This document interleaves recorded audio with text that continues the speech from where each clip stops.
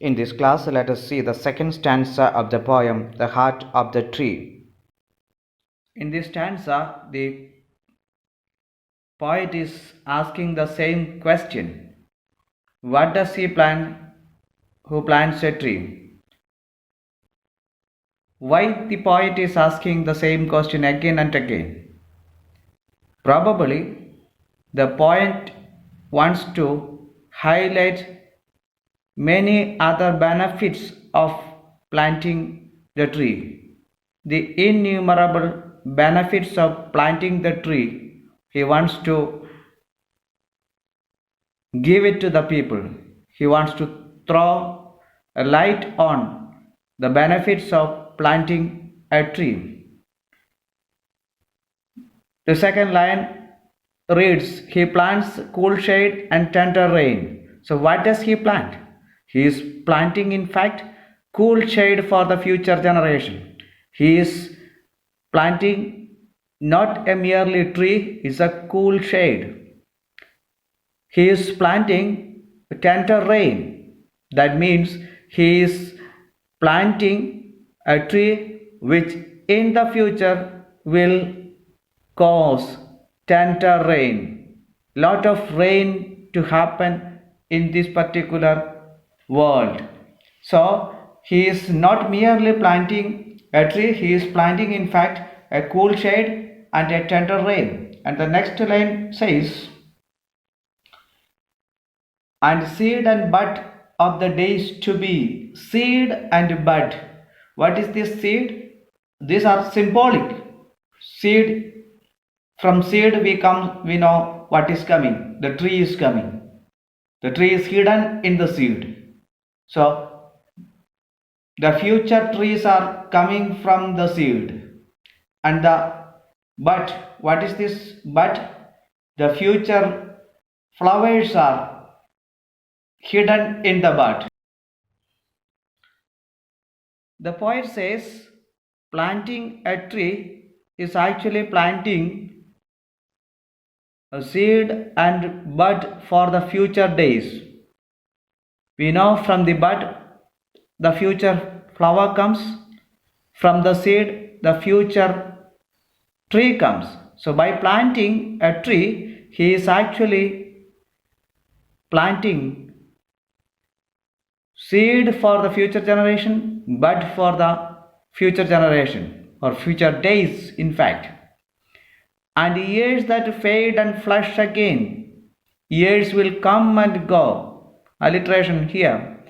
Years will come and go, but for those future years, the seed and the bud is in the tree. So the tree he is planting, the little plant he is planting is actually a seed for the future generation, a bud for the future flower.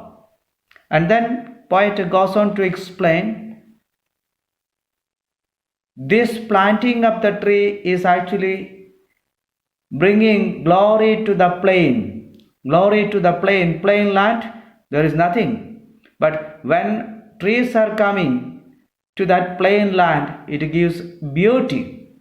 It enriches the richness of the land. The plain land gets glorified. That is how the poet is telling he plants the glory of the plain. The plain land gets glorified. And then he goes on to enumerate other importance of planting a tree. He plants the forest heritage. We know forest is actually the natural heritage. Any forest is actually called a natural heritage. Here, what you have is by planting a tree, he is adding to the depth of the forest. He is adding for the richness of the forest. And then the poet says, the harvest of the coming age. The harvest of the coming age. For the future generation, this becomes a harvest. This forest becomes a harvest. The forest good becomes a harvest, and this tree becomes a harvest for the future generation. So by planting a tree, he is adding value to the forest. He is adding richness to the forest in terms of trees, in terms of forest goods, and ultimately it is actually giving joy to the unborn eyes. The future generation is extremely happy, experiencing joy because of planting a tree. These things he plants who plants a tree. So the poet is trying to highlight many other benefits of planting a tree. By planting a tree, he is bringing cool shade and tender rain, seed and bud for the future days to be. It is a symbolic of bringing birth, death, and regeneration for the coming years. For the future generation, it is a birth and death, and again a regeneration, flesh again. And for the plain, it is the glory of the plain. And forest, it is adding value, heritage. It becomes a heritage. The natural environment gets more and more value. And for the future generation, this becomes a harvest and joy. These things